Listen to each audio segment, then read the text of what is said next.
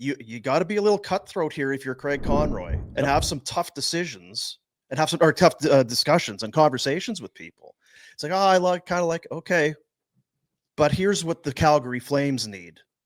New building be damned. Like you talk in 5 years, here's where we want to be. Here's where we need to be. And I think they've got that plan. And there are steps that we need to take in order to get there or close to it. So Bobby brought it up last night on Afterburner. Nazem Kadri has a full no move this year. On July 1, that turns to a 13-team no trade list. Nazem has never uttered the word trade. Nazem has never suggested he'd like to be somewhere else. Nazem Kadri's been a great Flame aside from year one with Sutter when it was clear they weren't on the same page. Nazem Kadri's been a great Flame. I feel for him because all this dialogue about trading Nazem, he's like, I've never once said I'm not happy here. But what hasn't been talked about is what is going to happen in November and December, where it is so clearly obvious that on the rest of his contract, this will not be a playoff team. That's a conversation that Nazem has to initiate. He's got the no move this year. And then if it's like, well, I only go to one place, it's like, okay, well, then we'll just wait till July 1 and then we could trade it to 19 other teams. So one thing that I've never really been able to understand or appreciate, I guess, is the trepidation that there seems to be for a team to approach a player to discuss potentially moving or waiving their no move.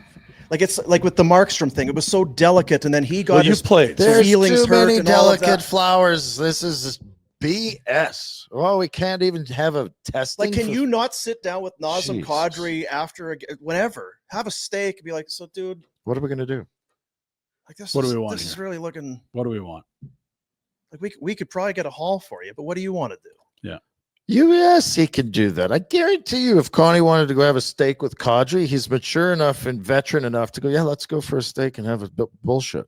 Do you need the agent there? Like, I don't No. I think it's more of the, okay, so it's still only October 23rd. You can have that chat, but like, what are the reverberations through the Uyghur, Backlund, the kids, Wolf, when it's like, oh, Connie and Kadri went and they talked about a trade. Like, we are that bad. Well, shit, but you're look all at the that standings. It's on the wall. Yeah, and are you all that soft that you can't you can't see the Well, hopefully Sean O'Brien's not putting those standings up on the wall. Sean, take them down because we don't want to be getting. We love the standings and we're good. Take them down when we're Let's back. not be depressed. Obi loves Roberts, by the way. That's his he favorite loves spot. He really in does. Nashville. Yeah. I thought you meant Gary Roberts. I loved him too.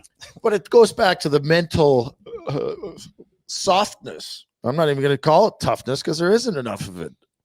That you're saying that if they're I just wonder about it. I've never been a player. I'm not questioning your this age of player is different than I agree 100%. We are treated differently, and for good or for worse, I don't know. But good God, if you fall apart because one of your players has a coffee with your GM, jeez. Because you talk about you're going to get worse. You showed the roster there, and it's okay. Who's going to be on this team in 5 years or whatever? Mm-hmm.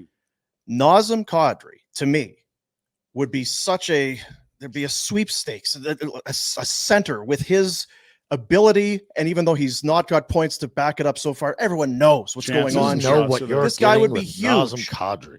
You can easily envision a scenario where what you get in a trade is a cornerstone piece of your franchise for the next 10, 12 or more years. So the Leafs traded for Carlo at the deadline last year. They gave up Poitras, who was one of their top 2 prospects, and a first rounder. Like, we're talking about Nazem Kadri, number 2 center. We're not talking about a big right shot second pair guy. This is a huge commodity. Now, it's salary and term and age, but still, like right now today, Nazem Kadri would help a lot of contenders by upgrading their second line center. Fact. And he's won, and he's coming off of 30. It's just. Yeah. And I feel for Nazem because he hasn't said a word, and this is the dialogue that's going to be happening for the next 3 months. That's part of it. That's part of your job description. It is. Like, I don't feel sorry for it. You're making $7 million. You're an athlete. People are going to boo you, say that you suck, say you're great, all of that, and they might talk about you getting traded. That's part of that job. The hardest part, I'll be honest with you, because we went through it, is when you start getting older and your play isn't as good, and you go from being you're revered as an integral piece Mhm. of the puzzle, Mhm. to having that criticism and having that negative vibe around you. And the shitty part is that's the reality game. of the sport and the Yeah. world you're living in. And it's hard on the ego and it sucks. It's hard on the families we around were them. in a bar 2 years earlier. It was I was leaving the bar one night a couple of years after we went to the finals. What are you all washed up? Now it sounds stupid, but Yeah. it's like Happens quick. that's how quick it turns. And you know what? Dude wasn't wrong. And here's the Dude thing, wasn't like wrong. we just talked about it. Like Michael Backlund was getting Selke votes a few years ago. He's now looking like one of their worst 6 forwards. Yeah. It happens to everyone. And Mark it's Giordano hard. went from a Norris to like PTO. Like it happens to everyone. Everyone. Yeah. And it's so mind shattering and happens so quickly. Like it's overnight. You go from